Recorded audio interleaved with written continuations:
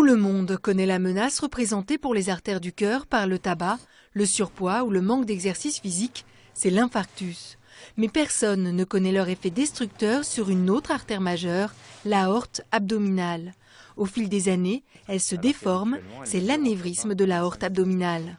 L'anévrisme de l'aorte abdominale est une pathologie d'usure et de destruction de la paroi de l'aorte abdominale sous l'influence de facteurs comme le tabac et le cholestérol. Au fur et à mesure de cette destruction, le diamètre de l'aorte abdominale augmente et cette augmentation, à un moment donné, peut aboutir à une rupture qui menace la vie à très court terme puisqu'on estime qu'un anévrisme rompu a une mortalité de l'ordre de 80%.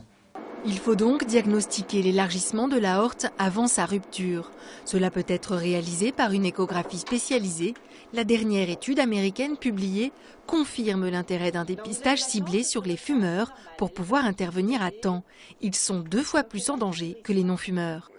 Dès lors que l'on connaît la présence d'un anévrisme de l'aorte abdominale, on peut traiter les facteurs de risque cardiovasculaire avec plus d'agressivité, notamment sur l'intérêt du sevrage tabagique, sur le traitement du surpoids, de l'hypercholestérolémie.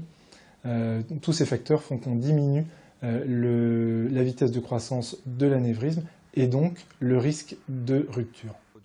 Mais si le diamètre de l'aorte dépasse les 5 cm, plus du double de sa taille normale, le risque de rupture est trop important. Il faut alors intervenir pour renforcer l'artère avec par exemple des prothèses qui recréent un circuit de circulation sanguine normal.